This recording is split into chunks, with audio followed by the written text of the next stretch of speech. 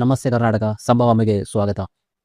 9 ಜನ police ಸಿಬ್ಬಂದಿಗಳಿಗೆ ಮದುರೈನ district ನ್ಯಾಯಾಲಯ ಗಲ್ಲು ಶಿಕ್ಷೆಯನ್ನು ವಿಧಿಸಿದೆ.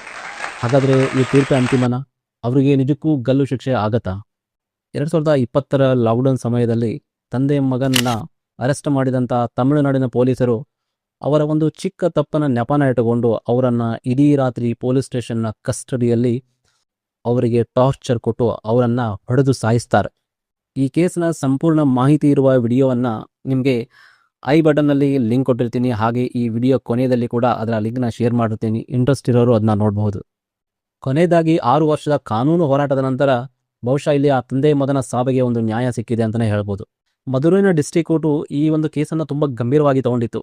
ಹಾಗೆ ಈ ಕೇಸು ಅಪರೂಪದಲ್ಲಿ ಅತ್ಯಂತ ಅಪರೂಪವಾದದ್ದು. ಯಾರು ರಕ್ಷಕರಾಗಿರಬೇಕೋ ಅವರೇ ಇಲ್ಲಿ ಕ್ರಿಮಿನಲ್ಗಳಾಗಿದ್ದರು. ಹಾಗಾಗಿ ಏಪ್ರಿಲ್ 6, 2026ರಂದು ಮದುರೈನ ಡಿಸ್ಟ್ರಿಕ್ಟ್ ನ್ಯಾಯಾಲಯ 9 ಜನ ಪೊಲೀಸ್ ಸಿಬ್ಬಂದಿಗಳಿಗೆ ಗಲ್ಲು ಶಿಕ್ಷೆಯನ್ನು ಕೊಡುತ್ತೆ. ಹಾಗೆ ಜೊತೆಗೆ 1,40,00,000 ರೂಪಾಯಿ ದಂಡವನ್ನು ಕೂಡ ಹಾಕತ್ತೆ. ಒಂದು ಡಿಸ್ಟ್ರಿಕ್ಟ್ ನ್ಯಾಯಾಲಯ ಯಾರಿಗಾದರೂ ಈ ಥರದ ಒಂದು ಸೀರಿಯಸ್ ಕೇಸಲ್ಲಿ ಡೆತ್ ಪೆನಾಲ್ಟಿಯನ್ನು ಕೊಟ್ಟಾಗ ಈ ಕೇಸ್ ಕನ್ಫರ್ಮೇಷನ್ಗಾಗಿ ಹೈಕೋರ್ಟ್ ಮ್ಯಾಟಲ್ಲಿ ಇರುತ್ತೆ. ಆಟೋಮೆಟಿಕ್ ಆಗಿ ಇದು ಹೈಕೋರ್ಟ್ಗೆ ಹೋಗುತ್ತೆ. ಹೈಕೋರ್ಟ್ ಈ ಒಂದು ಕೇಸಿನ ಸಾಕ್ಷಿಗಳನ್ನು ಪುನರ್ ಪರಿಶೀಲನೆ ಮಾಡುತ್ತೆ. ಅಂದರೆ ಅಲ್ಲಿರುವ ಏನೇನು ಸಾಕ್ಷಿಗಳನ್ನು ಇದು ಕನ್ಸಿಡರ್ ಮಾಡಿ ಡಿಸ್ಟ್ರಿಕ್ಟ್ ಕೋರ್ಟ್ ಇವರಿಗೆ ಮರಣದಂಡನೆ ಅಂದರೆ ಗಲ್ಲು ಶಿಕ್ಷೆಯನ್ನು ಕೊಟ್ಟಿದೆ ಅನ್ನೋದನ್ನು ಹೈಕೋರ್ಟ್ ಮತ್ತೆ ಪರಿಶೀಲನೆ ಮಾಡುತ್ತೆ, ರೀಚೆಕ್ ಆಗುತ್ತೆ.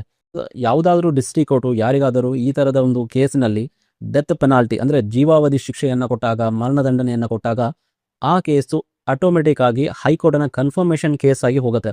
ಅಂದರೆ ಹೈಕೋರ್ಟಿಗೆ ಇದು ಕನ್ಫರ್ಮೇಷನ್ ಕೇಸ್ ಆಗಿ ಹೋಗುತ್ತೆ.